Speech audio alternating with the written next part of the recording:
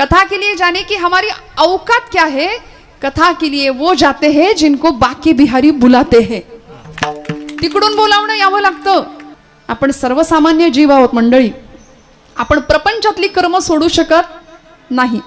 सगळे व्यवहार आपल्याला प्रपंचातले व्यवहारातले भौतिकातले करावे लागतात. इथं आलोय ना आपण, मग इथं आल्यानंतर सगळी कर्म उत्तम केली पाहिजेत. प्रपंच सोडून देव करा असं कुठल्याही संतांनी सांगितलं नाही. उत्तम प्रपंच संतांनी सांभाळले आणि उत्तम असा परमार्थ सुद्धा करून दाखवला.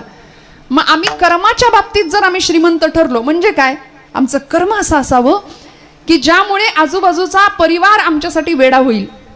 तुम्ही ये म्हणून, तुम्ही आहात हाय म्हणून, बरं याच्याशिवाय आमचं पान हलत नाही म्हणून. असं कोणीतरी असतं बघा, घरात एक कर्ता पुरुष असतो, त्याच्याशिवाय घर हलूच शकत नाही. घराचा कणा असतो तो. गावामध्ये असा कोणीतरी दादा असतो, गावामध्ये असं कोणीतरी एक नेतृत्व असतं की त्यांच्याशिवाय गावाचं काही चालत नाही, नाही का. त्यामुळे आमचं कर्म असं असावं की आमचे नातेवाईक, आमची मंडळी, आमचा सगळा परिवार आमच्यासाठी वेडे झाले पाहिजेत, हे कर्माच्या बाबतीत. आणि भक्ती आमची अशी असावी की आमच्यासाठी देव वेडा झाला पाहिजे. देव भावे लाचावला, देव लाचावतो भक्ताच्या भावा करता, भक्ताच्या भक्ती करता. त्यामुळे संतांच्यासाठी, भक्तांच्यासाठी देवानी वेडं व्हावं असं कर्मही सुंदर होतं आणि अशी भक्तीही सुंदर होती. त्यामुळे कर्मयोग आणि भक्तियोग भगवान गोपालकृष्ण सुद्धा आम्हाला सांगतात, या दोनही जीवनांनी आमचं जीवन सर्वांग परिपूर्ण व्हावं. म्हणून 3 टप्प्यांमध्ये मानवी जीवनाची जर विभागणी केली ना तर अपूर्ण, पूर्ण आणि परिपूर्ण. अपूर्ण कोण आहे? ज्याला मी कोण आहे हे कळलंच नाही, तो अपूर्ण जीव आहे. जीव हा अपूर्ण आहे, ज्याला स्वतःची ओळखच नाही. तुम्ही कोण असं जर विचारलं तर आम्ही उत्तर देऊ आमचं अमुक अमुक अमुक. मी या गावचा, या इथं इथं इथं इथं राहतो, असं आम्ही आमची स्वतःची ओळख देऊ. हे आमचं देहाला झालेलं देहाची ओळख आहे. पण याच्या आत जाऊन स्वतःला विचारावं हू आय एम. प्रश्नाचं उत्तर मिळेल अमुक अमुक अमुक. परत विचारावं हू आय एम, मी कोण. परत उत्तर मिळेल मी अमक्या अमक्या गावचा, अमक्या अमक्याची मुलगी, अमक्या अमक्याचा मुलगा. परत विचारावं मी कोण. परत उत्तर मिळेल मी या देशाचा नागरिक आहे, मी एक सुजाण नागरिक आहे, मी या गावचा उत्तम नागरिक आहे. परत उत्तर मिळेल असं मी कोण, मी कोण, मी कोण. स्वतःला प्रश्न विचारत राहिलो ना तर एक दिवस उत्तर मिळतं अहम ब्रह्मास्मी, मी तो आहे.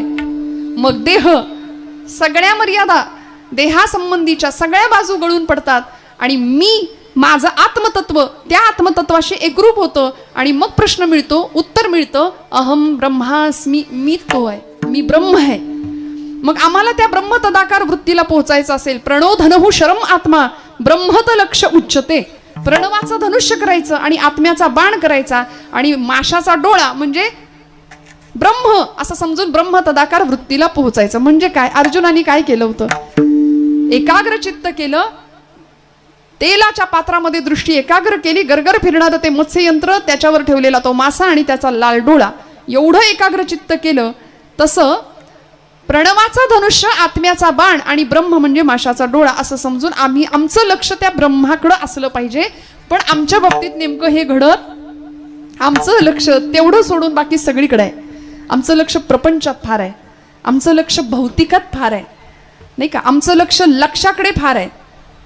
लक्ष 1 लक्ष, 2 लक्ष, 3 लक्ष. परमार्थाचा अर्थ कळायला वेळ लागतो पण अर्थाचा परमार्थ लवकर कळतो ना हो आम्हाला. त्यामुळे नको तिकडे आमचं. म्हणून तुकोबरायांचं विधान, जोडोनिया धन उत्तम व्यवहारे उदास विचारे वेच करी. पण आम्ही दुसरं वाक्य बघत पण नाही तिकडं. आम्ही पहिलं वाक्य फार सिरियसली घेतो, जोडोनिया धन उत्तम व्यवहारे. फार सिरियसली पहिल्या वाक्याचा विचार करतो. महाराजांनी सांगितलंय जमवा जमवा, फक्त जमवा, पहिला पै गाठी मारा, सगळा पैसा सेविंग, एकदम उत्तम बँक बॅलन्स. सगळं झाल्यानंतर एक दिवस, जुन्या माणसांची म्हण आहे बघा, उष्ट्या हाताने कावळा सुद्धा कधी हाकलला नाही यांनी. ना देवाचा, ना देशाचा, ना धर्माचा विचार. सगळं एक दिवस इथंच राहतं आणि एक दिवस सगळं सोडून आम्हाला इथून निघून जावं लागतं. काही नेता येत नाही. लाख कमाओ हिरा चांदी सोना मोती, लेकिन कफन को कभी जेब नहीं होती. असतं का? खिसा असतो त्याला काही भरून नेता येतं? नाही नेता येत. सगळं इथं राहतं. माऊलींच्या ओव्या या संदर्भातल्या आपल्याला माहिती आहे, गीतेचे श्लोक आपल्याला माहिती आहे. वासंसे जीर्णानी यथा विहाय नवानी गृह्णाती नरोपराणी. जैसे जीर्ण वस्त्र सांडीजे मग नूतन वेढीजे तैसे देहांतराते स्वीकारिजे चैतन्यनाथे. काय स्वीकारायचं नेमकं? इथं येऊन संतांनी काय मिळवलं? या उपाधी माझी गुप्त चैतन्य असे सर्वत्र ते तत्वज्ञ आणि संत स्वीकारिते.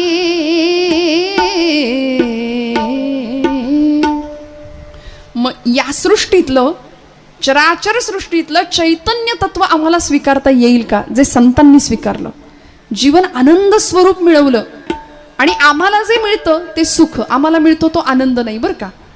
आम्हाला प्रपंचात मिळतो, आपल्याला वाटतं आम्ही आनंदी आहे, आम्ही आनंदी नाही, आम्ही सुखी आहे. कारण सुख म्हटलं, सुखाचं नाणं उचललं की दुःखाचा काटा आपोआप त्याच्या मागे येतोच. मग सुखही खोटं आहे प्रपंचातलं आणि दुःखही खोटं आहे. मग नेमकं खरं काय? तर आनंद ही वस्तू खरी आहे. तुम्ही म्हणाल नेमकं काय? आनंद म्हणजे सुख की नाही? आनंदाला मराठीमध्ये विरुद्धार्थी शब्दच नाहीये. आनंद काय आहे माहितीये? आनंद अद्वय नित्य निरामय. आनंद अद्वय नित्य निरामय. आनंद अद्वय नित्य निरामय. आनंद अद्वय नित्य निरामय. आनंद अद्वय नित्य निरामय. आनंद अद्वय नित्य निरामय. आनंद अद्वय नित्य निरामय. आनंद अद्वय नित्य निरामय. जे का निज ध्येय योगियांचे, जे का निज ध्येय योगियांचे, ते समचरण साधिरे विटेवरी. जय हो. ते समचरण साधिरे विटेवरी.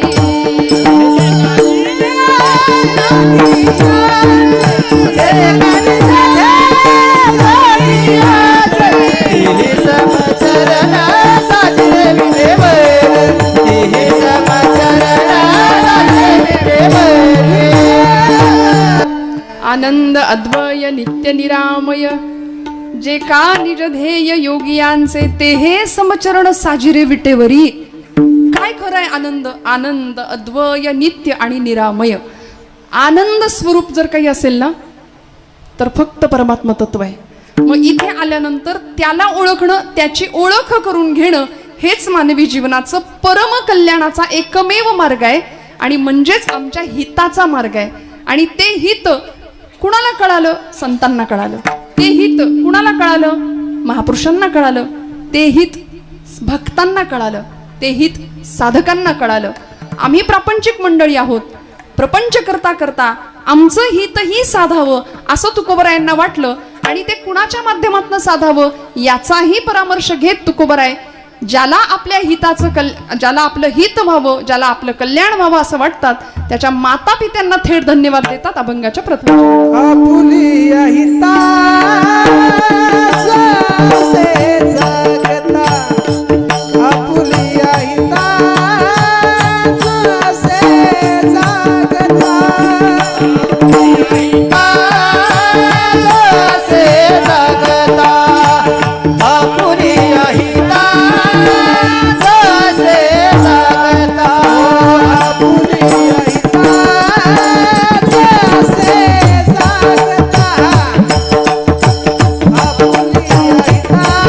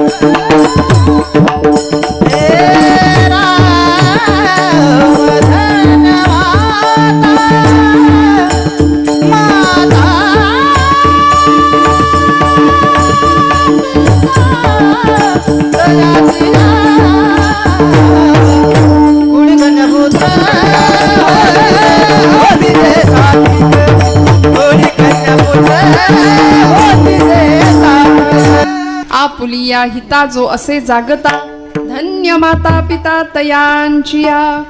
तुकोबरायांनी धन्यता दिली कुणाला? धन्य माता पिता तयांचिया.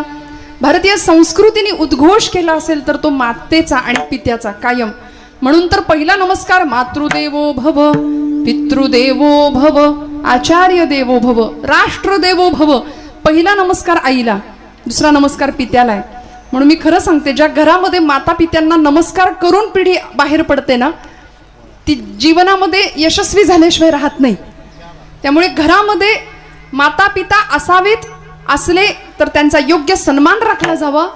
हे संस्कार ज्या कुळामध्ये ज्या घरामध्ये घडतात, तुकोबराय म्हणतात ती मंडळी, ती भक्त किंवा ते साधक स्वतःच्या हिताच्या ठिकाणी जागे असतातच.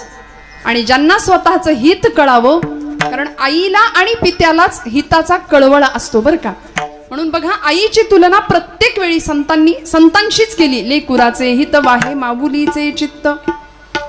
तुकोबराय म्हणतात आई आणि संत माझ्यासाठी समान आहेत. ज्ञानोबरायांना विश्व माऊली अशी उपाधी दिली ना. ज्ञानराज माझी योग्यांची माऊली, जिणे निगमवल्ली प्रगट केली. ज्ञानाबाई माझी अनाथांची माय. संतांकडे आई म्हणून लोकांनी पाहिलं. आळंदीला गेलो, माझी माऊली म्हणून आपण समाधीला कवटाळतो, समाधीला स्पर्श करतो, आईची भेट झाल्यासारखं वाटतं आईची.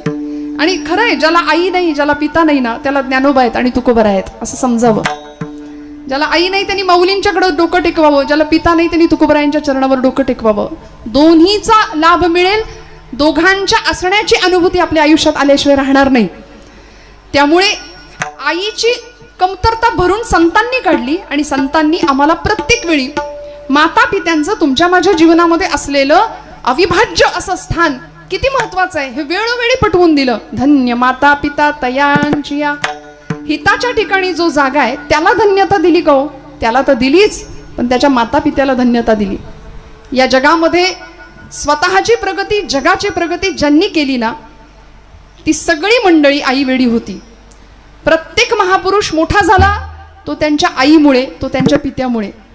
आई वडिलांविषयी ज्यांनी ज्यांनी कृतज्ञता बाळगली ती मंडळी खऱ्या अर्थाने मोठी झाली. श्रोते हो, ज्याला स्वतःचं हित कळलं, आपुलिया हिता जो असे जागता. जागत शब्द वापरताना तुकोबरायांना काय अनस्यूत असावं, काय संतांचं म्हणणं असावं? समाज झोपलेला आहे का? तुम्ही सगळे जागे आहात, मी जागे, आपण सगळे जागे आहे. मग ही कुठली झोप आहे की ज्या झोपेबद्दल संतांनी विधानं केली? आपण तर जागे, हिताच्या ठिकाणी जागे की आपल्याला आपलं हित कळतं ना. कळतं की नाही? हो म्हणा, कळतं ना. आपल्याला आपलं हित कळतं. आपलं हित असंच आहे, 4-2 एकर मस्त जमीन घ्यायची, मस्त बँक बॅलन्स वाढवायचा, उत्तम लेकरा बाळांच्यासाठी पुढच्या भविष्याची तजवीज करून ठेवायची आणि नातवंडांचं पंतवंडांचं तोंड बघून सुखानं इथून निरोप घ्यायचा. याच्यात आपलं हित आहे असं आपल्याला वाटतं. माऊलींना विचारावं, ज्ञानोबराय तुमचं काय हो? तुम्ही कुठे एकरभर जमीन केली का बुक? तुम्ही कुठं काही सातबाराचा उतारा आहे का तुमच्या नावावर? ज्ञानोबराय उत्तर देतात, माझं असं काहीच नाही. हे विश्वची माझे घर, ऐसी मती जयाची स्थिर, किंबहुना चराचर आपणची झाला. म्हणून आज 750 वर्षानंतर सुद्धा तुमच्या माझ्या घरामध्ये आपल्या पणजोबाचा, खापर पणजोबाचा किंवा पूर्वजांचा फोटो नसेल, पण ज्ञानराजांचा फोटो, तुकोबांचा फोटो नक्की सापडेल. कारण सगळं जग माझं आहे ही भावना, याला म्हणायचं आपल्या बरोबर जगाचंही हित करणं बरं का. आम्ही फक्त आमच्या हिताचा विचार करतो. परोपकाराय सताम विभूतया. संतांना का म्हटलं? कारण दुसऱ्यावर उपकार करणं हीच त्यांची लक्षणं होती ना. आपल्या बरोबर जगाचं कल्याण व्हावं हा एकमात्र कल्याणाचा विचार, शाश्वत कल्याण. आणि तो दादागिरी करून नाही, दंडवत घालूनच केलाय. सकलांच्या पाया माझा दंडवत, आपुलाले चित्त शुद्ध करा. चित्तशुद्धीची, मनशुद्धीची कामना प्रचंड प्रामाणिकपणे दंडवत घालून जगाच्या चरणावर नम्रपणे प्रार्थना केली की अरे बाबा रे, स्वतःचं हित साधा, हित साधा. का? कारण सगळीकडे घनदाट असा अंधकार आहे. कशाचा? अज्ञानाचा आहे, अहंकाराचा आहे. मग उजेड व्हायचा असेल सगळीकडे तर कशामुळे होईल? बाबा अहंकार निशी घनदाट, बाबा अहंकार निशी घनदाट, बाबा अहंकार निशी घनदाट, बाबा अहंकार निशी घनदाट. गुरु वचने पहाट गुरुवचने फुटली पहाट गुरुवचने फुटली पहाट गुरुवचने फुटली पहाट माता भक्ती भेटली बळवंत माता भक्ती भेटली बळवंत माता भक्ती भेटली बळवंत माता भक्ती भेटली बळवंत तिने मार्ग दाविला चोखटगा तिने मार्ग दाविला चोखटगा हर हरी रामा गोविंदा वासुदेवा हर हरी रामा गोविंदा वासुदेवा तिने मार्ग दाविला चोखटला तिने मार्ग दाविला चोखटला हर हरी राम गोविंद वासुदेवा हर हरी राम गोविंद वासुदेवा गोविंद वासुदेवा. सगळ्या संतांनी जाग करण्याचं काम केलं आम्हाला. उठा जागे भारे आता स्मरण करा पंढरीनाथा. म्हणजे काय आम्ही झोपलो होतो का? नाही, देहाच्या झोपेबद्दल नाही, आमच्या मनाला वर्षानुवर्ष आलेली मरगळ ती दूर व्हावी. 16वे शतक तुकोबरायांनी हा प्रयत्न केला की आता भक्ती करण्याकरता तर जागे राहाच, आत्मकल्याणाकरता जागे राहाच, पण जनकल्याण व्हावं याकरता अनेक प्रकारच्या लुटारूंची आक्रमण आपल्यावरती होत आहेत. आता सावध व्हा. आता जागे व्हा. जागा रे बाईनो जागा रे बाईनो आता जागा रे बाईनो जागा जागा रे बाईनो आता जागा रे बाईनो जागा आता जागा रे बाईनो आता जागा रे बाईनो जागा आता जागा रे बाईनो जागा जर निचला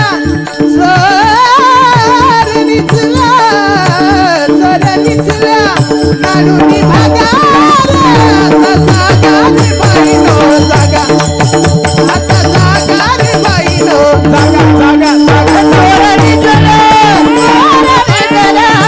चोर निचला चोर निचला आता जागा रे बाईनो जागा जागा आता जागा रे बाईनो जागा जागा जागा जागा जागा जागा जागा जागा.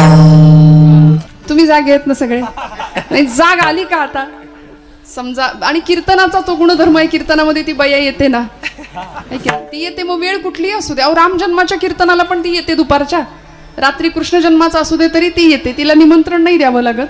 पण आपण सगळे जागे राहिलो पाहिजे आपल्या हिताच्या ठिकाणी.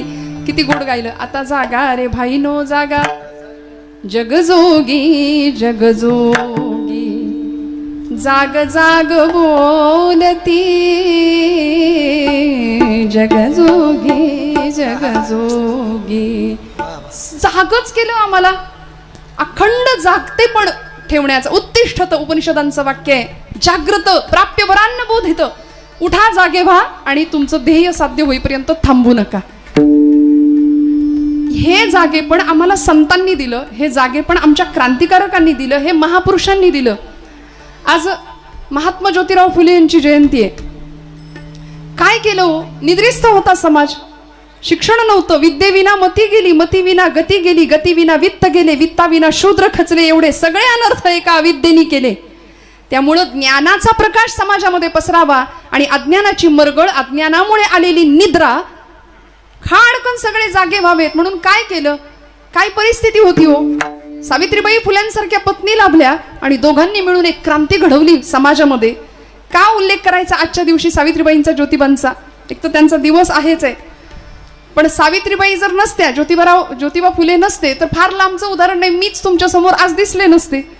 मागास आज ना आहे भारतीय महिला जगती, मागास आज ना आहे भारतीय महिला जगती. सद्विचार ऐकून पतीचा घेऊन लेखणी हाती, स्त्री शिक्षण घेण्यासाठी कटिबद्ध जाहली मगती. निंदेचे वादळ उठले, जे उठले तसेच शमले, जे निंदक तेही झुकले. सावित्री आणिक ज्योती घ्या प्रणाम कोटी कोटी, सावित्री आणिक ज्योती घ्या प्रणाम कोटी कोटी, सावित्री आणिक ज्योती घ्या प्रणाम कोटी कोटी. रस्त्यातनं असे जाणाऱ्या या पती पत्नींच्या अंगावरती शेण चिखलाचे गोळे फेकले जायचे. प्रचंड अपमान केला जात होता.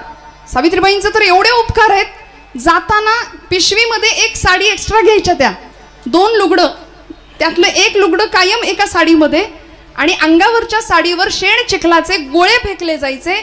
शाळेत जायचं, मुलींना ज्ञानदान करायचं, साडी बदलायची, ज्ञानदान करायचं, आणि परत ती खराब साडी नेसून परत घरी येताना परत ते शेणाचे चिखलाचे गोळे फेकत झेलत घरी यायचं. ते जर त्यावेळी तिथं घाबरून घरी बसले असते तर आज आपण इथे नसतो, ज्ञानाचा प्रकाश जगभर पसरलाच नसता. त्यामुळे एवढे अनंत उपकार आहे की त्या अंधकारातनं, त्या निद्रिस्त समाजातून उद्याचा भविष्यकालीन भारत किंवा उद्याचा उषःकाल त्यांना दिसत होता, याकरता सगळं सहन केलं. म्हणून धन्यता द्यायची या मंडळींना. तुकोबराय धन्यता देतात आमच्या हिताच्या ठिकाणी जागे असण्यासाठी ज्यांनी ज्यांनी प्रयत्न केले, आणि सगळ्यात मोठा प्रयत्न करणारे माता आणि पिता आहेत, म्हणून तुकोबराय त्यांना धन्यता देतात. धन्य माता पिता तयांची. निवृत्तीपासून प्रवृत्तीपासून निवृत्ती घेतल्याखेरीज असं म्हणतात, भक्तीच्या किंवा मुक्तीच्या गर्भागारात प्रवेश करण्याचा सोपान प्राप्त होत नाही. प्रवृत्तीपासून निवृत्ती, निवृत्ती झाल्यानंतर ज्ञानप्राप्ती, आणि मग मुक्तीच्या गर्भात प्रवेश करण्याचा सोपान, हे सगळं आम्हाला प्राप्त होतं. आणि ही 4 भावंड ज्यांच्यामुळं आपल्याला मिळाली ते माता पिता काय धन्य आहेत, ज्यांनी सगळ्या जगाला जागं केलं. 12व्या शतकामध्ये इथे भक्तिरसाचा कल्लोळ केला माझ्या ज्ञानोबा माऊलींनी. नाथांच्या काळामध्ये ही ज्ञानेश्वरी समाजाला पचेना. दृष्टांत द्यावा नाथांना माऊलींनी की नाथा माझा गळा आवळला जातो, या जान वृक्षाची मुळी गळ्याला आवळली गेली, जरा मोकळं करा. भक्तीचं अवडंबर माजलं. त्यावेळी ही ज्ञानेश्वरी पुनरुज्जीवित करून संतांनी पुन्हा एकदा समाजाला दिली. भाव जाणला. केवढे मोठे अनंत उपकार आहेत मला सांगा ना. हे कशामुळे घडलं? धन्य माता पिता तयांची. साक्षात वैराग्य संपन्न, वैराग्याची मूर्ती असलेली आमची विठ्ठलपंत, आणि साक्षात भक्तीची मूर्त असलेली आईसाहेब रुक्मिणी माता. इतकं झेललं, इतकं सहन केलं. गृहस्थाश्रम, संन्यासाश्रमानंतर स्वीकारलेला गृहस्थाश्रम, आणि मग निर्माण झालेली संतती. त्यामुळे समाजाकडून फक्त अवहेलना, फक्त निंदा, अपमान, छळ एवढं सगळं सहन करावं, आणि आपल्या पश्चात आपल्या मुलांना तरी चांगलं जगता यावं म्हणून ब्रह्मवृंदांसमोर उभ्या असलेल्या या दोघांना ब्रह्मवृंदांनी देहांत प्रायश्चित्त ऐकवावं. त्यावेळी या दोघांनी सांगावं, विठ्ठलपंतांनी सांगावं, भूदेव आपला निर्णय आम्हाला मान्य आहे. स्वीकारला निर्णय देहांत प्रायश्चित्ताचा. आणि हे 2 माता पिता जगाला अमृताची सुधा मिळावी, संजीवनी मिळावी, आपली लेकरं सन्मानानं जगावीत म्हणून माघारी आली. एक दिवस संध्याकाळची वेळ, 4ही लेकरं अंथरुणामध्ये झोपलेली आहेत. 4ही लेकरांच्या अंगावरचं पांघरुण सरळ केलं. मुक्ताईच्या डोक्यावरनं हात फिरवला आमच्या रुक्मिणी आई साहेबांनी, आणि पतीच्या मागे निघाले. हो, धर्माचं काम होतं. ब्रह्मवृंदांनी दिलेला निर्णय मान्य होता. देहांत प्रायश्चित्त घ्यावं लागणार होतं. आपल्या लेकरांना उत्तम जगता यावं, याला म्हणायचं त्याग. माता पित्यांचा काय त्याग असू शकतो, काय जीवन असू शकतं, विलक्षण त्यागमयी जीवन. साक्षात वैराग्याचे पुतळे असलेले विठ्ठलपंतांनी घर सोडलं, उमऱ्यातनं बाहेर पाऊल टाकलं. तशा रुक्मिणी आईसाहेब निघाल्या, पण मागे वळून पाहिलं. मुक्ताईकडे पाहवलं नाही, ज्ञानादादाकडे पाहवलं नाही, सोपानांकडे पाहवलं नाही. निवृत्तीदादांच्या जवळ गेल्या, निवृत्तीदादांना उठवलं. निवृत्ती दादा, तुम्ही मोठे आहात या सगळ्यांपेक्षा, आता यांचा कैवार तुम्हाला घ्यावा लागेल. तुम्ही मोठे व्हा, सगळ्यांचा सांभाळ करा, रडायचं नाही हा. म्हणून सगळ्यांची समजूत घातली आणि आईसाहेब निघाल्या. जात असताना मुक्ताईच्या डोक्यावरचे केस बाजूला केले. ज्ञानदादांकडे पाहिलं, डोक्याशी भगवद्गीतेची प्रत होती ज्ञानदादांच्या. आणि माऊलींकडे पाहिलं, माऊलींना विचारलं, ज्ञानोबा कोण घेईल जगाचा कैवार? त्यावेळी माऊली असे आपोआप एका कुशीवर वळले आणि हात पडला भगवद्गीतेवर झोपेतच. आईला उत्तर मिळालं, घेतला. माझ्या ज्ञानोबानी जगाचा कैवार घेतला. आता ही भगवद्गीता जगाला कळेल अशी 9000 ओव्यांची भावार्थ दीपिका प्रगट झाल्याशिवाय राहणार नाही नेवाशाच्या ठिकाणी. प्रगट झाली, माऊलींचे शब्द घुमले. सच्चिदानंदांनी ज्ञानेश्वरी लिहून काढली. आईनं डोक्यावरनं हात फिरवला. मुक्ताईला कवटाळलं, सोपान काकांना कवटाळलं. निवृत्तीचा निरोप घेऊन दोघंही निघून गेले. निबिड अंधकाराला चिरत चिरत कुत्र्यांचं किंचाळणं कानावर येत होतं. इंद्रायणीच्या डोहाजवळ दोघे जण गेले आणि कुणाला काही कळायच्या आत दोघांनी पटापट डोहामध्ये उड्या मारल्या. पाण्यावर वलय, वलयांवर वलय उठली. कितीतरी वेळ इंद्रायणी गहिवरली, शहारली, शांत स्तब्ध झाली आणि निस्तब्धपणे वाहायला लागली. पुन्हा बराच वेळ झाला. पहाटेच्या वेळी निवृत्तीनाथ शांत ध्यानावस्थेमध्ये. ज्ञानादादा उठले, सोपान काका उठले, मुक्ताई उठली आणि उठल्या उठल्या 4-5 वर्षाची लेक. बाळाला आई नाही दिसली की ते बाळ कावरं बावरं होतं ना. आई कुठे आहे, दादा दादा आई कुठे आहे म्हणून डोळे चोळत परकर पोलक्यातली आमच्या मुक्ताई आई साहेब बाहेर आल्या आणि निवृत्ती दादांना सांगायला लागल्या, दादा आई कुठे आहे, सांगणार आहे, आई कुठे आहे. निवृत्ती दादा सांगतायत, जवळ घेतलं का, डोक्यावरनं हात फिरवला, म्हणाले, मुक्ते आई देवाघरी गेली ग, आई देवाघरी गेली. दादा अरे ती तर रोजच जाते, आत्ता येईल, सिद्धेश्वराला गेली असेल, तिकडे प्रदक्षिणा घालेल अश्वत्थ वृक्षाला आणि लगेच येईल. मुक्ते आई कधीच नाही येण्याकरता गेली आहे बाळा. मुक्ताई आई साहेबांनी विचारावं, दादा आई कधीच नाही येणार, मग तुम्हाला आई कुठली हो, तुम्हाला आई कुठली आता. निवृत्ती दादांनी रात्रभर साठवलेलं सगळं रडू हंबरडा फुटला, ढसढसा रडायला लागले आणि या तीनही भावंडांना आपल्या जवळ घेतलं आणि मुक्ताईला सांगतात, मुक्ता आजपासून तू माझी आई. म्हणून मुक्ता नाही मुक्ताई, मुक्ते नाही मुक्ताई, ब्रह्मचित्कला आदिशक्ती. मुक्ताबाई नमो त्रिभुवन पावनी, नमो त्रिभुवन पावनी, नमो त्रिभुवन पावनी, आद्यत्रय जननी देवाची,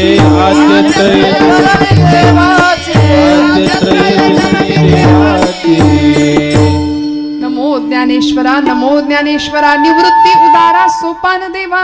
मुक्ताबाई नमो त्रिभुवन पावनी, आद्यत्रय जननी देवांची. म्हणून जगाची जननी झाली ना ती माई झाली.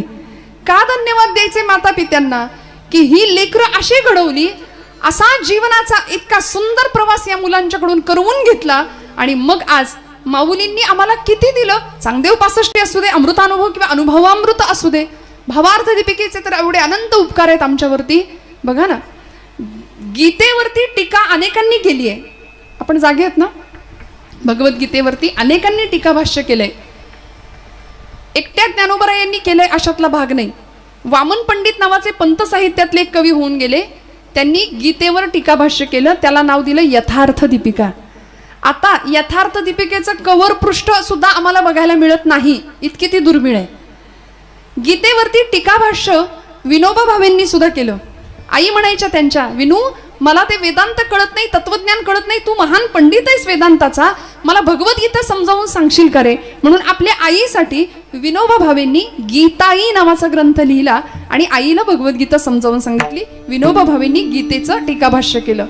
गीतेवर अजून अनेकांनी लिखाण केलं, त्यापैकी स्वराज्य हा माझा जन्मसिद्ध हक्क आहे आणि तो मी मिळवणारच असं इंग्रज सरकारला ठणकावून सांगणारे आणि सरकारचं डोकं ठिकाणावर आहे का असा जळजळीत अग्रलेख लिहिणारे लोकमान्य टिळक यांनी मंडालेच्या तुरुंगामध्ये गीता रहस्य नावाचा ग्रंथ लिहिला, तोही गीतेवरचा टीकाभाष्यच. मग या सगळ्यांमध्ये माझ्या ज्ञानोबा माऊलींची ज्ञानेश्वरी महाराष्ट्र सारस्वताने आणि महाराष्ट्र संस्कृतीने गाभाऱ्यात आणि डोक्यावर का घेतली याचं एकच उत्तर आहे. माऊलींनी गीतेवर टीका केली, टीकाभाष्य केलं, 9000 ओव्यांमध्ये त्याला नाव दिलं भावार्थ दीपिका. कारण ज्ञानोबरायांनी भाव जाणला. म्हणून मी नेहमी असं सांगते, ज्ञानेश्वरी हातात घेतली ना मंडळी आपण, की जणू काही आपण आईच्या मांडीवर बसलोय असा अनुभव घ्यावा. ज्ञानेश्वरीचं एक एक पान इतक्या हळुवारपणे ओलांडावं, उलगडावं. कुठल्याही पुस्तकाला जसं हाताळतो तसं ग्रंथांना कधीच हाताळू नये. इतका आनंद मिळेल ना. आई आहे ना ती मांडीवर घ्यायला बसलीये. आमची अडचण आहे, मगाशी मी म्हटलं आम्ही लेकरू व्हायला तयार नाही. अहंता आणि ममता या दोन गोष्टींनी आमच्या जीवनाच्या दुःखाला या दोन गोष्टी कायम कारणीभूत ठरल्या. आम्ही असे बांधावर उभे राहतो आणि येणाऱ्या पाहुण्याला म्हणतो, ते बघितलं का ते झाड, हा तोच तो डोंगर, बरोबर तिथपर्यंत सगळं माझं. ती धरणी माता हसते आपल्यावरती, म्हणते याचा पंजा सुद्धा हेच म्हणायचा की, याचा आजा पण हेच म्हणायचा. पुण्यामध्ये परवा एक गाडी बघितली मोठी, ती गाडी कुठली होती कुणाची होती सांगत नाही, पण मोठी ट्रॅफिक सिग्नलला मोठी गाडी होती. त्या गाडीच्या मागे लिहिलं होतं भाऊंशी वाकडं स्मशानात लाकडं. म्हणलं बाई ग, आता हे भाऊ ही गाडी घेऊन जाणार की काय वरती? काय न्यायचंय सोबत सांगा ना मला. किती आम्ही मी आणि माझं करू बरं. प्रपंच उत्तम करायचा सगळी कर्तव्य, पण तुमचं माझं हित जर साधायचं असेल ना तर त्याकरता एकच मार्ग आहे, एकच मार्ग. कुठला मार्ग? अभंगाचं 3रं चरण आहे.